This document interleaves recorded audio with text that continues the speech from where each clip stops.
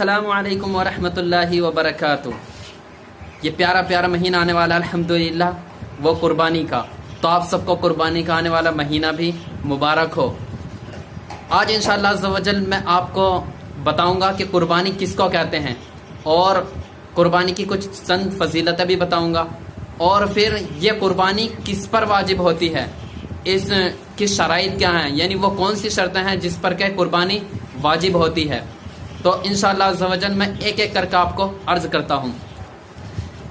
سب سے پہلے اگر ہم فضیلت کی بات آئے تو اس کی فضیلت میں یہ آتا ہے کہ ہر بال کے بدلے ایک نیکی لکھی جائے گی، اور اس کی دوسری فضیلت میں آتا ہے کہ قربانی قیامت کے دن نیکیوں کے پلے میں رکھی جائے گی۔ قربانی کا پہلا قطرہ گرتے ہی سارے گناہ معاف ہو جائیں گے، اور خوش دلی سے قربانی کی گئی وہ جہنم کی آگ سے رکاوٹ بنے گی۔ تو قربانی کی چند فضیلتیں میں نے آپ کے سامنے عرض کی، اور دوسرا یہ ہے کہ قربانی کس پر واجب ہوتی ہے، وہ کون سی شرطیں ہیں کہ جس پر قربانی واجب ہوتی ہیں۔ تو اس کے لیے 5 شرطیں ہیں۔ 5 شرطیں ہیں، وہ شرطیں اگر جس شخص میں پائی جائیں گی تو اس پر قربانی واجب ہوگی۔ سب سے پہلی شرط یہ ہے کہ وہ مسلمان ہو، یہ تو ضروری ہے، سب جانتے ہیں۔ دوسری شرط یہ ہے کہ وہ شخص بالغ ہو، نابالغ نہ ہو، اور تیسری شرط یہ ہے کہ وہ شخص مقیم ہو، یعنی وہ مسافر نہ ہو، کہ وہ شخص آزاد ہو یعنی غلام نہ ہو۔ رہی 5ویں شرط کہ وہ شخص مالک نصاب ہو، وہ شخص مالک نصاب ہو۔ تو مالک نصاب کی کیا شرائط ہیں؟ مالک نصاب وہ شخص ہوتا ہے جس کے پاس 7.5 تولہ سونا اور 52.5 تولہ چاندی ہو۔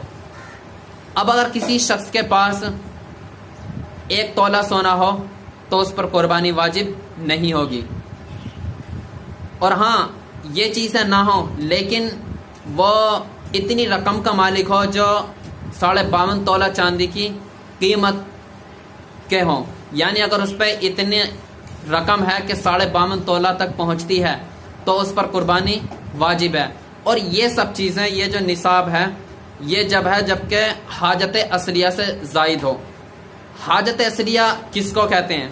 تو حاجت اصلیہ وہ ضروری سامان ہے، اور وہ ضروری سامان کیا ہے؟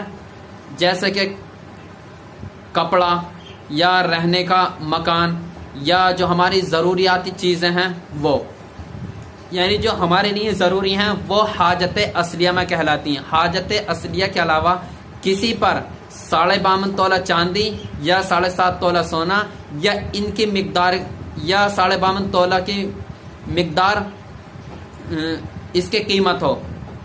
مثال کے طور پر آج کل اگر ہم دیکھیں تو 52.5 تولہ چاندی کی جو بھی قیمت بیٹھتی ہوگی اس دن کے اعتبار سے وہ اس کا نصاب ہوگا، تو اس شخص پر قربانی واجب ہوگی۔